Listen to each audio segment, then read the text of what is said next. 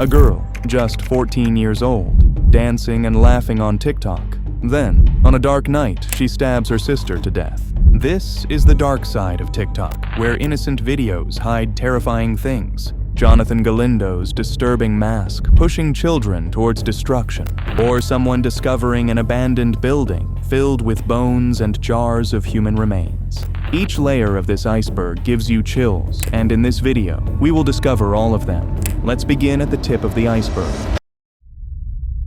Level 1. That vegan teacher.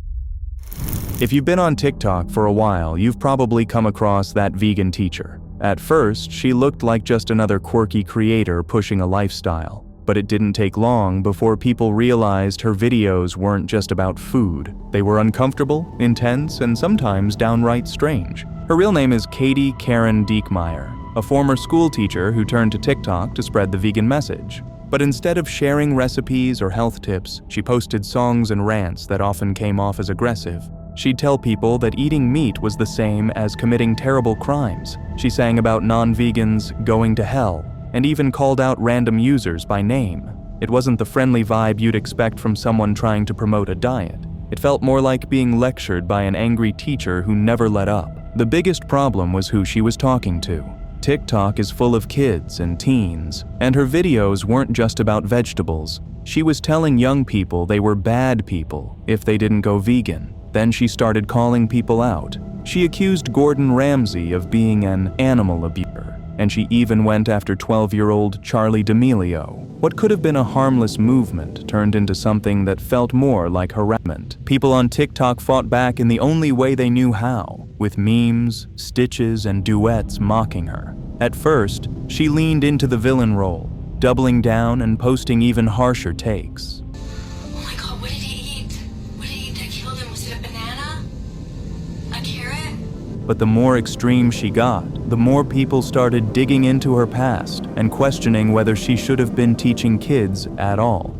By 2021, TikTok finally pulled the plug and banned her account for breaking too many rules. Of course, that wasn't the end. She moved over to YouTube and still posts videos today. But on TikTok, her name became a warning. What started as an educational page about food ended up as one of the app's most infamous and unsettling accounts. Proof of how quickly things can spiral when you mix a ton of views and an extreme opinion with a young audience. Pinky Doll NPC streams. If there's one TikTok trend that had people saying, "What am I even watching right now?" it was this one. Take it, baby, it's so cute. Gang, gang, gang, gang. Yes, yes, yes. Gang, gang, gang, gang. Yes, pop. And the person who started it was a TikToker called Pinky Doll. Her lives were a bit strange. She'd stand in front of her phone with a blank smile and repeating the same robotic lines. Every time someone sent her a little gift, like a fire emoji or an ice cream cone, she'd act it out. Pretend to lick, blow on hot flames, wave her hands around. It was like watching a video game character glitch out in real time. At first, people laughed about her. It was so weird that it was almost funny. But the longer you watched, the more unsettling it felt. Pinky Doll could keep this up for hours, barely breaking character, saying the same handful of phrases thousands of times. The stiff movements, the frozen smile, the repetition. It was less like watching a person, and more like watching a robot stuck on a loop. All this made a ton of money though. During some streams, she was pulling in thousands of dollars. That's when copycats exploded. Dozens of people tried to do the same thing, standing in front of their cameras, acting like broken characters for tips. But Pinky Doll stayed the face of the whole trend. Some viewers thought it was smart, turning TikTok's gift system into easy money. Others said it was disturbing, like watching someone sell off their personality just to keep viewers hooked. Either way, the NPC streams became one of the strangest TikTok trends ever, and Pinky Doll will always be the name people think of first. The Angel of Death Challenge. Every once in a while, TikTok creates a challenge that isn't just dumb, it's straight up dangerous. The so-called Angel of Death Challenge is a perfect example. At first, it looked like just another trend. But the name alone made clear that this wasn't harmless. Clips started spreading of teens running across busy highways, or even lying down in the middle of the road at night while blasting music with lyrics about the angel of death. The point of the whole thing was to act fearless, to show you could stare death in the face. Some would wait until cars were coming close to them and then jump away last second. Others stayed frozen on the sidewalk, with headlights racing closer. It's not hard to see why this freaked people out. Not only were teens risking their own lives, but drivers were suddenly forced to slam their brakes, which could have caused crashes in seconds. Parents, police, and safety groups quickly spoke up, warning that one wrong move could end in disaster. But here's the problem with TikTok. The more shocking something is, the faster it spreads. Hashtags tied to the challenge gained millions of views before moderators could take them down. There were even stories of kids overseas losing their lives while trying it, though no exact numbers were ever confirmed. The mystery around it only made the whole thing sound darker. Eventually, TikTok started blocking the hashtags and deleting the clips, but the damage was done. The Angel of Death challenge is now remembered as one of those reckless online trends that went way too far. Level 2. Cartel TikTok.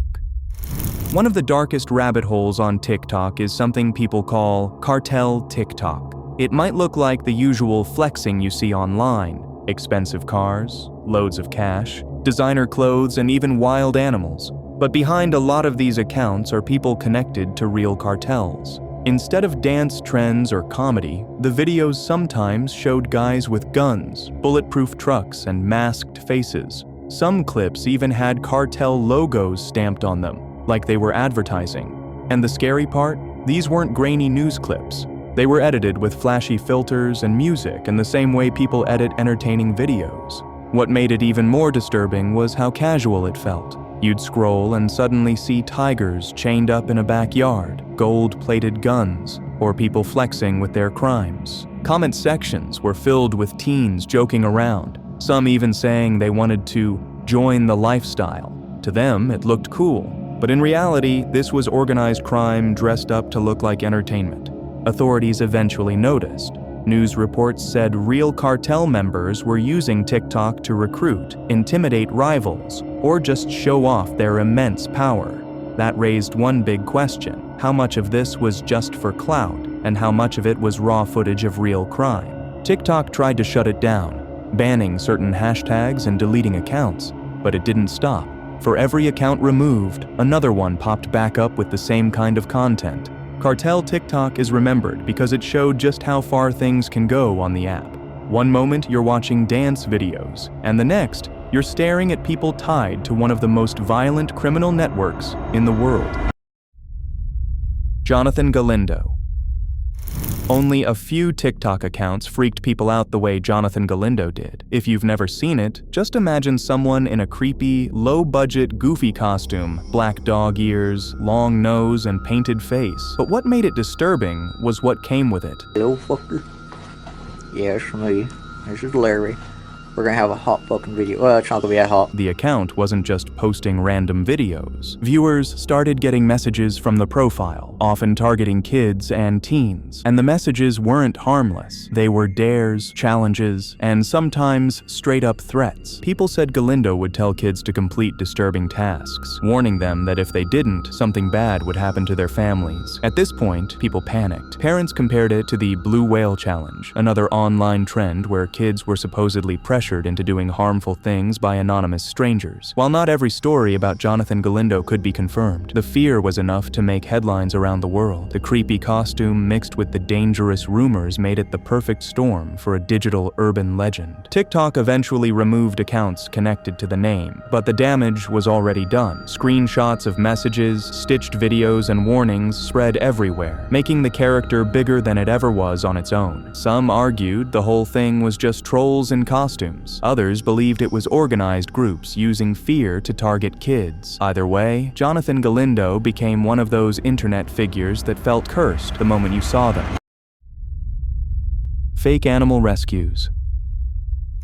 You know those emotional animal rescue videos that go viral on TikTok? A kitten trapped in a pipe, a puppy buried in dirt, or a dog tangled in rope until someone comes in to save it. They look heartwarming, they rack up millions of views, and they make you feel like you just witnessed something good. But the disturbing reality is that many of them are staged. The danger is created on purpose, and the animals are forced to suffer so the rescuer can film themselves saving the animal. A coalition of investigators called SMACC, the Social Media Animal Cruelty Coalition, dug into these videos, and what they uncovered was horrifying. In just 6 weeks, they identified over 1,000 fake rescues across TikTok, YouTube, and Facebook. Together, those clips pulled in more than 500 million views, and in some cases, the cruelty was obvious. The rescues always looked perfectly timed, too convenient, and too well filmed to be real. What makes this worse is that many of the people posting these videos also ask for donations. They claim the money will pay for vet bills or food, when in reality it often just goes straight into their own pockets. Viewers who think they're helping save animals are unknowingly funding those people. Experts warn these staged rescues don't just trick audiences. They inflict very real injuries and stress on vulnerable animals, and they make life harder for legitimate rescue organizations. Real shelters and rescuers struggle for attention and support, while staged content dominates feeds, boosted by algorithms that reward clicks and emotional reactions. That's why fake rescues are so disturbing. They hide cruelty as kindness, twisting people's love for animals into just another way to farm views and money. Where is everybody? Imagine scrolling through TikTok and coming across a guy who says he's the last person alive. No jump scares. No goofy edits, just him walking through empty streets and abandoned malls with nobody else around. That was the account Where Is Everybody, run by a Danish creator named Alexander Nielsen. The first clips were strange enough. He'd walk through shopping centers, airports, even busy city streets, and there wasn't a single person in sight. No cars, no background chatter, just silence. At first, people thought, okay, maybe he filmed really early in the morning, or maybe during lockdowns when places were closed. But the more he uploaded, the harder it was to explain. These were spots that should have been full of people at almost any hour, yet they were completely deserted. Then Alexander added another layer. He started claiming he wasn't in our time at all. According to him, the year was 2027 and humanity had already vanished. He'd show clocks on walls, signs, even calendars, as if to prove it wasn't a trick. Suddenly, it wasn't just eerie visuals anymore. It was a whole story about a man stuck in the future, completely alone. Viewers couldn't stop talking about it. Some swore he had access to places after hours, maybe even permission to film when everything was closed. Others said it had to be clever editing, pointing out details like weird reflections or repeated backgrounds. And of course, plenty of people half-jokingly wondered if he really had slipped into another world. Eventually, some of the how he did it theories started to make sense. Viewers showed examples of digital tricks he could have used, pointing out moments where the footage looked a little too clean. But honestly, even once you knew it was staged, the videos still felt unsettling. The emptiness was so convincing that you couldn't help but picture yourself in his shoes, walking through a city where every sign of life had just disappeared. That's why Where Is Everybody stuck with people. It didn't matter if you believed the story or not. The thought of waking up one day and realizing you're the only one left is terrifying, and Alexander managed to capture that feeling perfectly. Level 3. Cara Santarelli Crash. There's this TikTok that still creeps people out whenever it gets brought up. Cara Santarelli was 18, a high school senior from Florida. Her account looked like anyone else's. Lip syncs, goofy posts, car selfies, just a normal teenager having fun online. But then she posted one video that blew up in the worst way. She was sitting in her car, smiling into the camera, and the caption said, "They say I'm a bad driver, but I've never hit a person or an actual car." At the time, it just seemed like a sarcastic response to haters, nothing more than a joke. Less than a week later, Cara tragically lost her life. She was driving down Highway 29 when a man speeding the wrong way slammed into her head-on. He was running from the cops, going way too fast, and neither of them survived. Cara died instantly. When people realized the timing, her TikTok spread like wildfire. That caption suddenly looked like some kind of eerie prediction. Screenshots flooded Twitter, TikTok, and Instagram, and the comments filled with a mix of shock, sadness, and even cruel jokes. Some people couldn't believe how surreal it was. Others said it felt like she somehow called it before it happened. Her family, though, had to watch strangers turn her death into content for TikTok. To them, Kara wasn't an eerie coincidence or some viral headline. She was their daughter, their classmate, their best friend. Her teachers talked about her being kind, always smiling. Locals put flowers and photos at the crash site, remembering her as a person, not just a TikTok caption. And that's what makes this story so unsettling. Kara didn't do anything wrong. She wasn't speeding. She wasn't distracted. She wasn't being reckless. She was just driving home in the wrong place at the wrong time. But one post, a single caption, ended up haunting everything that came after. Tony Lopez scandal. If you were on TikTok during the Hype House era, you couldn't escape Tony Lopez. He was everywhere. Millions of followers, daily dance videos, collabs with big creators. For a lot of people, he was just another influencer blowing up off lip syncs and trends. But the story that unfolded around him ended up being way more disturbing than anything he posted on his feed. In 2021, 2 girls came forward with lawsuits against Tony. They accused him of asking for explicit photos. One of the girls said she was only 15 when it happened. At first, she told Tony she was 16, but later admitted the truth. Even then, she said Tony didn't back off. Another girl met him through the Hype House in 2020. According to her, he knew she was 16 but still pushed for photos. Screenshots surfaced showing him acknowledging her age, and at one point even saying things like, "Stop being 16," which just made it worse. The lawsuits painted a picture of someone who wasn't just careless, but actively using the access and attention he got from young fans. And once this came out, TikTok wasn't looking at Tony Lopez the same way again. Clips that once showed him dancing and smiling now circulated with commentary about grooming and predatory behavior.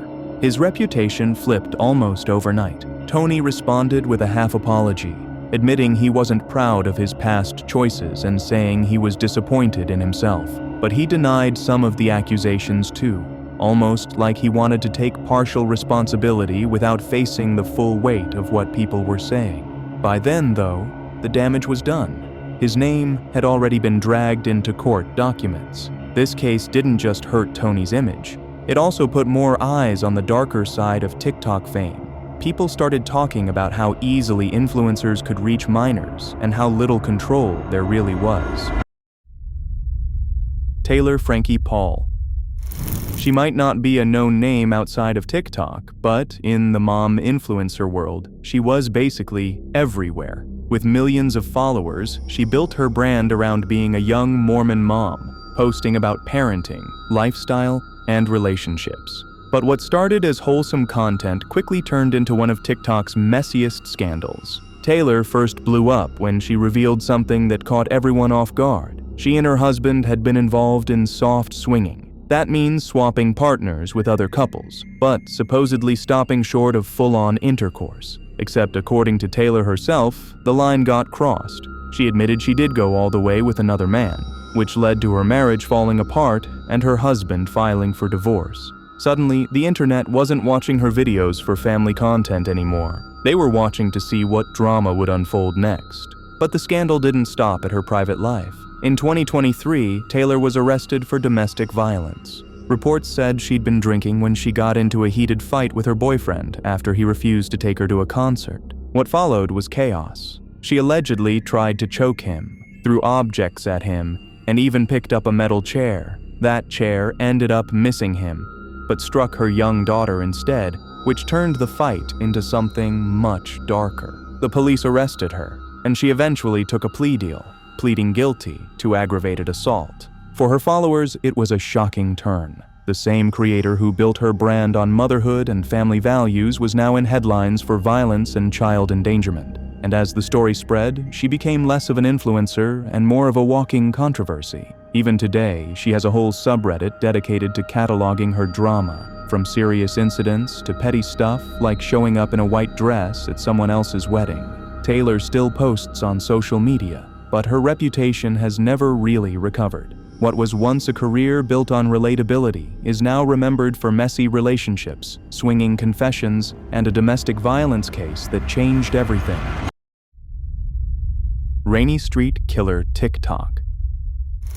In early 2023, Austin, Texas, found itself in the middle of a chilling rumor. People believed there was a serial killer lurking around Rainy Street. Videos started popping up on TikTok, and the phrase "Rainy Street Killer" spread fast. The fear came from a series of deaths. Over the course of a year, multiple men were found dead in Lady Bird Lake, the reservoir that runs near the popular nightlife area. Theories exploded on TikTok. Rainy Street is known for its bars and parties, and the path leading back toward the water is dark, with stretches that don't have lighting or security. To many, it felt like the perfect hunting ground for someone waiting to prey on people walking home after a night out. TikToks claimed that police were patrolling the area on ATVs and warning people quietly, while still publicly denying the idea of a serial killer. That contrast fueled the fear even more. Why were bodies showing up, but officials brushing it off? The victims were mostly young men, often in their 20s or 30s,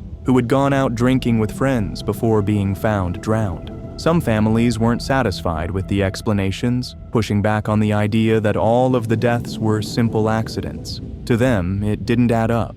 The way the bodies were discovered, the timing, and the lack of security around Rainy Street all made it feel suspicious. Whether there was ever truly a killer is still debated. Police in Austin have repeatedly said there's no evidence of foul play, calling the deaths tragic accidents. I spoke to homicide detectives and there's no serial killer at this time. At least we don't believe there is one. But TikTok helped spread the idea that something darker was going on. And once social media gives a story a name, like the Rainy Street Killer, it sticks, no matter how much officials try to push back. The fear grew so strong that the city had to act. Austin ended up spending over $1 million upgrading the area with new permanent light fixtures, fencing, and even cameras to monitor the path. To this day, people still argue about whether there ever was a predator out there, or if it was just a mix of alcohol, poor lighting, and bad luck. Baby Totu. There's this TikTok account which shows a child called Baby Totu. At first, it just looks like random videos of a little girl, supposedly from Azerbaijan. Nothing crazy, just her sitting in front of a camera. But the more people watched, the more they started realizing something was really off. She never acts like other kids. No laughing, no playing, no energy. She's usually just staring at the camera with this blank look, sometimes pulling weird faces that don't feel natural at all. And the rooms she's filmed in? Empty. Bare walls, no toys, no sign of a normal home. And the captions under the videos don't help either. They're random, almost nonsense, like they're trying to say something without actually explaining anything. That's when people started digging. Some thought Totu was in an orphanage, with someone behind the camera forcing her to make videos. Others believed she was being used just to farm views, with her odd behavior making the clips go viral. And then came the darker theories, ones that said viewers weren't just watching some kid on TikTok, they were watching a child stuck in a really bad situation. None of it was ever confirmed. TikTok did end up deleting some of the videos, but by then, they were already everywhere. YouTube compilations, Reddit threads, creepy TikTok lists. And that's the thing about Baby Totu. It's not directly creepy, but it doesn't feel right at all. Just a little girl sitting there, looking way older than she should, like the life has already been drained out of her. Watching her videos makes you feel like you've stumbled onto something you were never supposed to see. And because no one ever figured out the full truth, that heavy feeling just sticks. Level 4. Zachary Lathan. In May 2020, TikTok found itself tied to a deadly real-world incident. Zachary Lathan, an 18-year-old from New Jersey, posted videos that turned his neighborhood into a battleground and eventually left someone dead. It started with what looked like dumb neighborhood drama. Zachary loved showing off his cars on TikTok, driving fast, revving engines, and acting cocky. His neighbors, the Durham family, were super annoyed. Catherine Durham, the mom, kept calling him out for speeding through the street and putting her kids in danger. Instead of taking the hint, Zachary pulled out his phone and made it part of his content. He filmed arguments, mocked the Durhams, and uploaded everything. Those clips blew up. getting millions of views. But things escalated. Tensions between Zachary and the Durhams kept building until May 4th, when a confrontation outside his home turned violent. According to reports, Zachary armed himself with a knife during an argument with Catherine and her husband, William Timmy Durham Sr. The fight ended with William being fatally stabbed. Zachary claimed self-defense, saying he was attacked first, but prosecutors argued he had provoked the conflict for clout. The case caused outrage. Some saw it as a tragedy born from social media obsession, a teenager so focused on chasing views that he blurred the line between online drama and real life. Others pointed to the videos he posted leading up to the fight as proof that the conflict wasn't random, but fueled by his need to turn every argument into content. Zachary was eventually charged with manslaughter, though the case dragged on in court. To this day, people still debate whether it was self-defense or a fight that never should have happened in the first place. Isabella Guzman.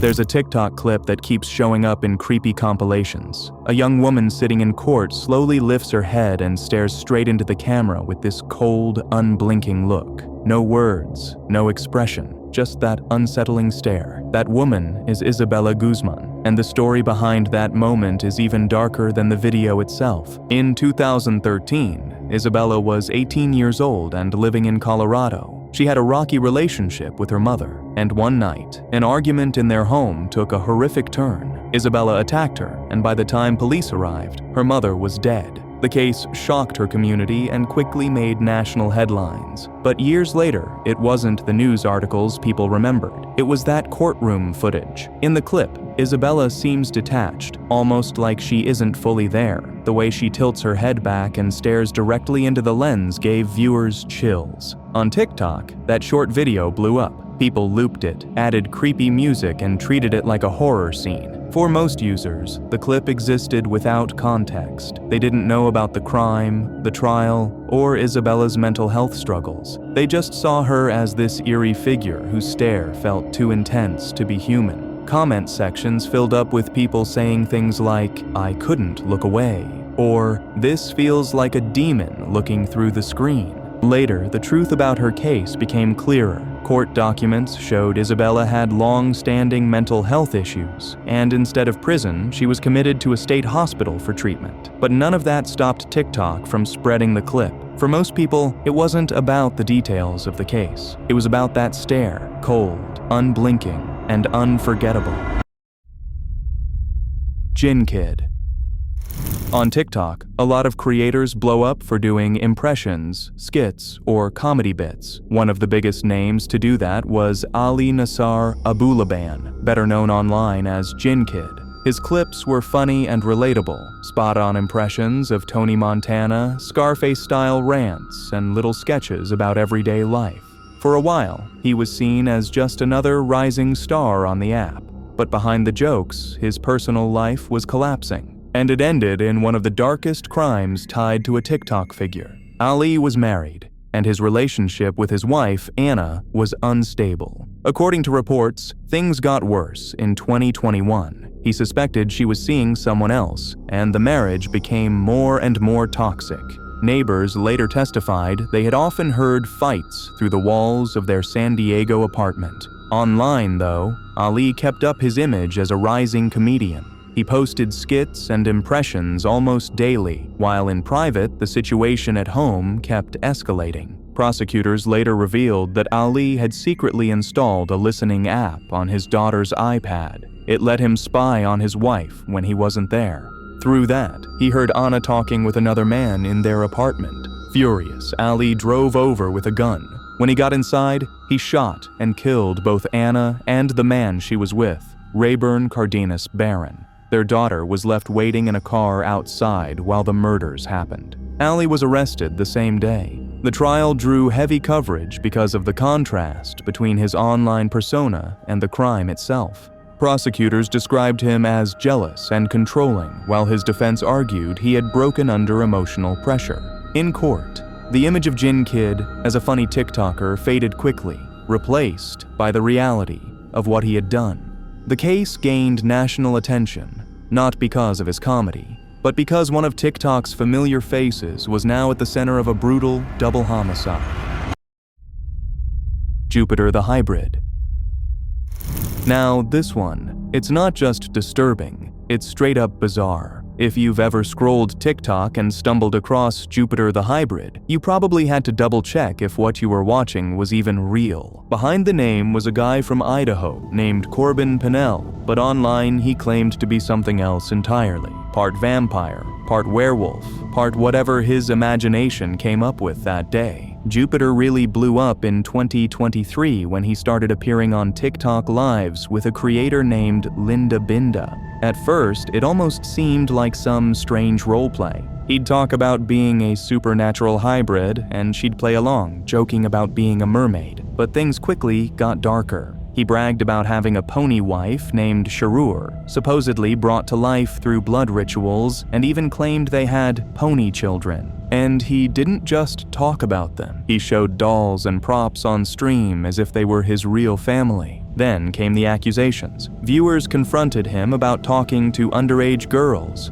and instead of denying it, Jupiter admitted it on live, saying he dated minors for show, brushing it off like it was nothing. Later, he even claimed nicotine addiction made him do it, as if cigarettes explained grooming. The excuses only made it more disturbing. What about the pony wife storyline? It turned into something much darker.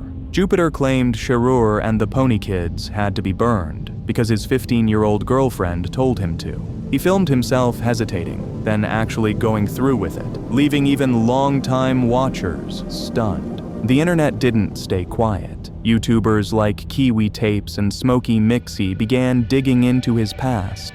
They found clips of him openly admitting to grooming, sometimes even explaining step by step how he did it. At one point, police seized his phone, but no matter what, he always came back online with a new account. Level 5. Claire Miller. In early 2021, TikTok was suddenly connected to a crime that shocked the entire country. At the center of it was a 14-year-old girl from Lancaster, Pennsylvania, Claire Miller. On her TikTok, she looked like any other teenager. Lip syncs, dances, goofy filters, the kind of content you scroll past 100 times a day. But one night in February, that ordinary profile became infamous. According to police reports, Claire called 911 in the middle of the night. When officers arrived, she was waiting outside her family's home, covered in blood. She told them flatly, "I stabbed my sister." Inside, they found her 19-year-old sister, Helen. Helen had cerebral palsy and relied on her family's care. She had been stabbed to death in her own bed. The community was stunned. Neighbors described Helen as sweet and gentle, and no one could understand why her younger sister would do this. Claire had no record of violence, no warning signs the public could see. On TikTok, people rushed to find her account. What they saw only made it stranger. Just a normal teenager's feed, videos that now felt eerie in light of what had happened. Claire was charged as an adult, despite her age. Her lawyers argued about her mental state and whether she fully understood her actions. The case dragged on, making headlines not only because of the crime, but because of how closely it was tied to TikTok, the platform where so many first saw her face. A profile that once blended into millions of others had suddenly become one of the darkest names in TikTok's history. Henry TikTok. In the summer of 2020, a TikTok account called Henry posted one of the most infamous clips to ever come out of the app. What started like a silly adventure ended with one of the most disturbing real discoveries ever caught on camera. The video showed a group of teenagers using an app called Randonautica. If you've never heard of it, Randonautica gives you random coordinates nearby and tells you to explore. The whole idea is to step outside and find something unexpected. But sometimes, what people found was a little too unexpected. The teens followed the app to a rocky beach in Seattle. There they spotted a black suitcase washed up on the shore. At first, it was all laughs, joking about finding money inside, filming themselves trying to open it. But when they unzipped the bag, everything changed. Inside was another bag, wrapped tight in plastic, and then came the smell. The laughter stopped, panic set in. One of them said they needed to call the police. Later, investigators confirmed what they had found: the remains of 2 people, Jessica Lewis, 35, and Austin Wenner, 27. Both had been killed, stuffed into luggage, and dumped. The case led back to their landlord, Michael Dudley, who had been in a dispute with them over rent. He was eventually convicted and sentenced to decades in prison. But for most people, it isn't the court details they remember. It's that raw TikTok clip, the moment when fun suddenly turned to horror. The downtown LA Predator. If you've ever seen late-night threads about TikTok's creepiest accounts, one name always pops up: the downtown LA Predator. And unlike some internet legends, this one was real. The man behind it was named Daniel. Even before TikTok, he had a YouTube channel where he filmed himself walking the streets of Los Angeles, following women, throwing out aggressive pickup lines, and refusing to take no for an answer. He'd rant about how America was too safe for women, and even claimed consent was a myth. He seemed to enjoy the backlash, doubling down whenever people called him out. When he moved to TikTok, things only escalated. He started recording himself stalking women in public, and this time he embraced the name, proudly calling himself the Downtown LA Predator. It wasn't satire, it wasn't a skit. He leaned into the label like it was something to be proud of. The videos were disturbing. Sometimes he'd trail women for blocks, narrating in this cold, detached tone. Other times, he approached minors, ignoring their age and continuing to pursue them on camera. It wasn't edgy or funny. It was predatory. Most people didn't even know he existed until 2021, when YouTuber Nick Crowley made a video exposing him. That's when his TikTok account blew up, with thousands realizing the danger wasn't fictional. These weren't sketches. He was actually out there in Los Angeles doing this to real people. TikTok banned his account soon after, but the damage was done. Because he wasn't just a character online, he was real, he was active, and, for a time, he was roaming the streets of LA, turning women into his content until the internet finally caught on. Renisha and Kira. In 2023, one of the most disturbing TikTok-related videos to come out of Australia started making the rounds. It showed a 14-year-old girl named Kira Hart at what was supposed to be a normal sleepover. Instead, she was beaten by the people she thought were her friends. The video shows Kira being punched, stabbed with scissors, and threatened with a knife while the attackers laugh and record it all. The main girls involved were Renisha Gretsch and Chloe Denman, who posted parts of the assault online like it was funny. Kira ended up in the hospital with serious injuries to her face and body, needing surgery to recover. The footage shocked people because of how casual the young girls were about it, acting like the whole thing was a joke while someone was being seriously hurt. What made things even worse was how the case played out. Renisha and Chloe were arrested but quickly released on bail, later receiving light sentences. Kira's family said justice wasn't done, and many people agreed. Social media lit up with support for her, while thousands called out the legal system for going easy on the attackers. The clip still gets shared around today, and every time it comes back, it raises the same reaction: anger, disbelief, and sympathy for Kira. Level 6. Aaliyah Salazar. In August 2022, 14-year-old Aaliyah Salazar from Colorado was doing what so many teenagers do every day, filming a TikTok with her friends. She loved making content, and on that day she was just hanging out, recording another clip that probably would have been forgotten by the next week. But instead, that video captured the moment her life ended. While the music played and the girls danced, one of the teens pulled out a Glock 19. The gun didn't even belong to them.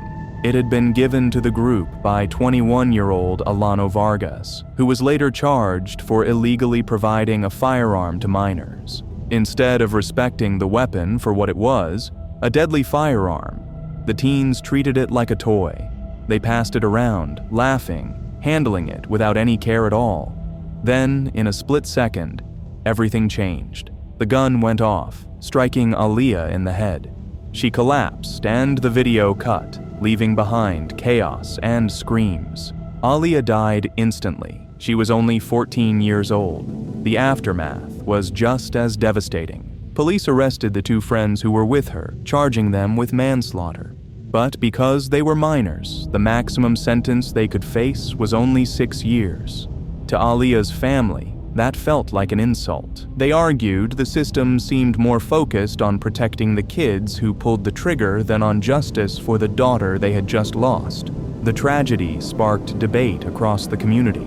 Some argued it was a horrible accident, kids being careless with something they didn't understand. Others saw it as pure negligence, a chain of bad choices that never should have happened in the first place. Either way, the result was the same. One second she was laughing and dancing, and the next, everything was over. Duckpack 51. In 2021, a strange name started showing up on TikTok and Reddit, Duckpack 51. At first, it didn't mean much, but people soon connected it to one of the most disturbing bait-and-switch videos ever uploaded on the app. The clip opened like a normal TikTok. A girl was dancing in front of the camera, lip-syncing to music, nothing unusual. Then, without warning, the video cut to cartel footage showing someone being brutally... It was real and it was graphic. The video spread before moderators could take it down. The video was traced back to an old blogspot page called Duckpack 51. That site was known for hosting gore and violent cartel clips, and one of those made its way into TikTok through this format. For a lot of people, it was the first time they had seen something like that, and it left them shaken. Rumors quickly spread about the people in the video. Some thought the girl dancing at the start was the same person shown in the cartel footage, which made it even more unsettling. But later it was confirmed that wasn't true. The victim wasn't her at all, but a 19-year-old man from Mexico named Jose Rodolfo Bellucci Botello. His death had been filmed and used as a cartel warning before being repurposed for this TikTok bait. Even after the original was removed, the clip had already been copied and shared across different platforms. It popped up in creepy TikTok compilations and Reddit threads, usually with little to no explanation of what it really was. For many, Duckpack 51 became a kind of shorthand for TikTok's darker side, where you could never be sure what a random video might suddenly turn into. Level 7. Beanbag Adventures. In 2022, a Chinese TikToker known as Beanbag Adventures started gaining attention for his urban exploration videos. On the surface, they looked like the usual abandoned building content you'd see on TikTok. But one series of clips he uploaded went way beyond that. In January of that year, he explored an old building that had once been a medical facility. At first, it seemed like a standard Lost Place video. Dusty hallways, broken windows, and old equipment left behind. But the deeper he went, the stranger it got. In the basement, he found jars filled with liquid and what looked like preserved fetuses. Other rooms had children's clothes laying around, along with bones that he filmed up close. The smell, he said, was terrible. Viewers were horrified, with many speculating that the building might have been tied to illegal organ harvesting. Most of the bodies he showed had visible openings in their chest, which only fueled the rumors. Beanbag himself brushed it off, claiming a lot of what he showed were props, but people didn't believe him.